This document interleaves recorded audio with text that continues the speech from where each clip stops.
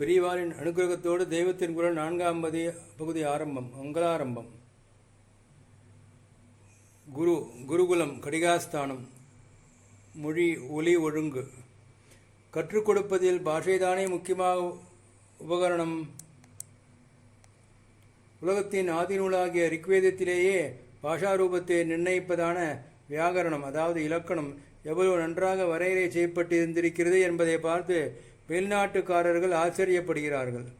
வியாகரண விதிகள் என்று மற்ற எல்லா பாஷைகளுக்கும் இருப்பவற்றோடு மட்டுமில்லாமல் ஸ்வரங்கள் என்பதாக மந்திரங்களின் ஒவ்வொரு அக்ஷரத்தையும் எப்படி ஏற்றியோ இறக்கியோ சமமாகவோ உச்சரிக்க வேண்டும் என்பதையும் கற்றுக் கொடுத்தார்கள்.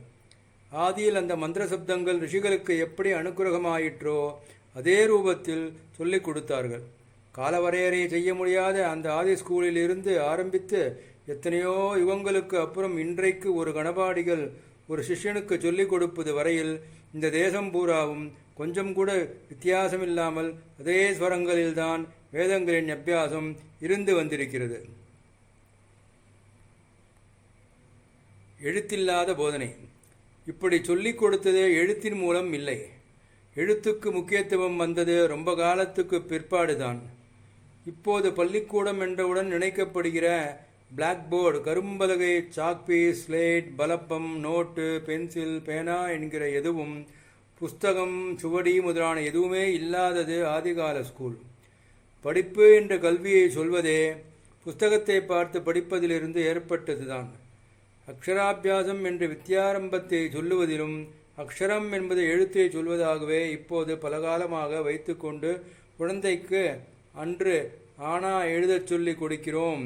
2000 வருஷத்துக்கு முந்தையே படிப்பில் எழுத்து பிரதானமாக வந்துவிட்டது என்பது திருவள்ளுவர், ஔவை முதலானவர்கள் என் எழுத்து என்ற இரண்டையும் 2 கண்களாக சொல்வதிலிருந்து தெரிகிறது.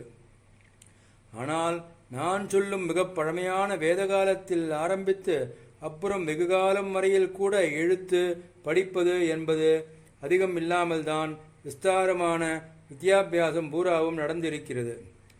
என்ன செய்தார்கள் என்றால், வாய்மொழியாகவே சொல்லிக் கொடுத்து அதை மாணவன் காதால் கேட்டு மறுபடி வாயால் ஒப்பிக்கும்படி செய்தே பாடம் நடத்தினார்கள்.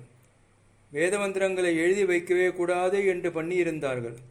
ஏனென்றால் தெய்வீகமான அந்த மந்திர சப்தங்கள் என்றைக்கும் லோகத்தில் இருந்து கொண்டு அதன் மூலம் லோகக்ஷேமத்தை உண்டாக்க வேண்டும் என்பதற்காகத்தான். இதற்கும் எழுதி வைக்காமல் இருப்பதற்கும் என்ன சம்பந்தம்? லோகத்தில் மந்திர சப்தங்களை பரப்பிக் கொண்டிருக்கும்படியாக ஜனங்களில் ஒரு பிரிவை உறுதியாக ஏற்படுத்தி தர வேண்டுமானால் அதற்கு என்ன வழி? அவர்கள் எப்போது பார்த்தாலும் இதை சொல்லிக் கொண்டிருக்க பண்ணி, அப்படி பண்ணினால்தான் அவர்களுக்கு பிழைப்பு உண்டு, தட்சிணையோ மானியமோ கிடைக்கும் என்று வைத்து வேறே எந்த தொழிலுக்கும் அவர்கள் போகப்படாது என்று விதி செய்து விடுவதுதான். இதற்கு அவர்கள் வேதத்தை ஏதோ அவ்வப்போது புஸ்தகங்களில் பார்த்து படிப்பது என்று இருந்தால் சரிப்பட்டு வராது. வேதத்தில் வரும் அநேக சப்தங்களை எழுத்தில் கொண்டு வர முடியாது. அதன் ஏற்றல் இறக்கல் ஸ்வரங்களையும் எழுதி காட்ட முடியாது. ஏதாவது பங்க்சுவேஷன் மார்க் போடலாமே என்றால் அச்சுப்பிழை எழுத்துப்பிழை மாதிரி ஏற்பட்டு விட்டால் மந்திர ரூபம் மாறிப்போய் அதன் பலனை விபரீதமாகி விட இடம் உண்டு. இதெல்லாவற்றையும் கூட ரொம்ப முக்கியமான காரணம், ஏதோ அவ்வப்போது படிப்பது என்பதாக ஒருத்தனுடைய மனசின் வெளி லெவலோடு மந்திரங்களை நிறுத்திவிட்டால் அவற்றின் பூர்ண பிரயோஜனம் உண்டாகவே உண்டாகாது. மந்திரங்கள் ஒருவனுடைய மனஸ்பூராவையும் வியாபித்து அவனுடைய உயிரிலேயே இறங்கி ஊறி இருக்க வேண்டும். அப்போதுதான் அவன் சொல்லும் மந்திரம் பூர்ணமாக வீரியவத்தாக இருக்கும்.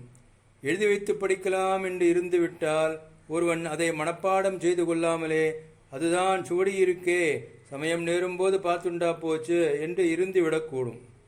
அதாவது மந்திரம் இவனுக்குள்ளே அல்லது இவன் மந்திரத்துக்குள்ளே ஊறாமல் மேலெழுந்த வாரியாக முடிந்துவிடும். இப்படி விடக்கூடாது என்றுதான் எழுத்தில்லாமல் வாய்மொழியாலேயே ஆதிகால ஸ்கூலில் பாடம் நடத்தி எல்லாவற்றையும் மனப்பாடமாக பண்ணிக்கொள்ள வைத்தது. மந்திரம் மாணவனுக்குள் ஊறுவதற்காகத்தான் அவனை புத்திசாலியாக மட்டுமில்லாமல் குணசாலியாகவும் இருக்க பண்ணினார்கள். ஏனென்றால் சுத்தமான ஜீவனுக்குள் தான் வேத மந்திரம் இறங்கி பிரகாசிக்கும், அவனையும் பிரகாசிக்க வைக்கும். இதனாலேயே வித்தியார்த்திக்கு ஸ்டூடெண்ட்டுக்கு பிரம்மச்சரிய நியமத்தை வைத்தார்கள். தபஸ் என்றே சிக்ஷை முறையை வைத்தார்கள். வித்யாபியாசம் என்பது ஒரு விரதமாக ஆரம்பத்திலே தீட்சையுடன் நடந்தது. பிறக்கும்போது பிராமணனும் 4ஆம் வர்ணத்தவன்தான். உபநயன சம்ஸ்காரத்தால் தான் அவன் த்விஜன் என்னும் இருபிறப்பாளன் ஆகிறான். அப்புறம் வித்யாபியாசத்தால் அவனுக்கு விப்ரன் என்ற பெயர் உண்டாகிறது. இந்த மூன்றும் சேர்ந்து ஒருத்தனை ஸ்ரோத்ரியன் ஆக்குகிறது. இப்படி சாஸ்திரத்தில் இருக்கிறது. ஜன்மனா ஜாயதே சூத்ர சம்ஸ்காராத் த்விஜ உச்சதே வித்யா யாதி விப்ரத்வம் திரிபிஸ்ரோத்ரிய உச்சதே. இவன் பிரம்ம எனப்படும் வேதத்தில் ஊறி அதே பிரம்ம பதத்தால் குறிப்பிடப்படும் பரமாத்மாவை பற்றிய ஞானத்தில் சித்தி அடையும் போதே பிராமணன் ஆகிறான்.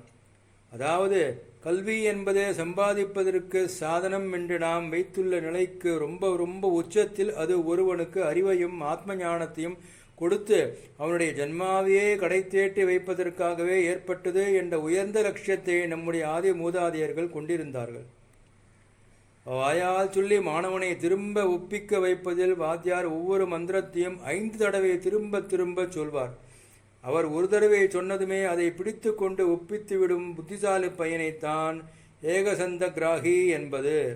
ஹரஹர சங்கரா ஜெய ஜெயசங்கரா, ஹரஹர சங்கரா ஜெய ஜெயசங்கர, ஹரஹர சங்கர ஜெய ஜெயசங்கர, ஹரஹர சங்கர ஜெய ஜெயசங்கர, ஹரஹர சங்கர ஜெய ஜெயசங்கர, ஹரஹர சங்கர ஜெய ஜெயசங்கர, ஹரஹர சங்கர ஜெய ஜெயசங்கர.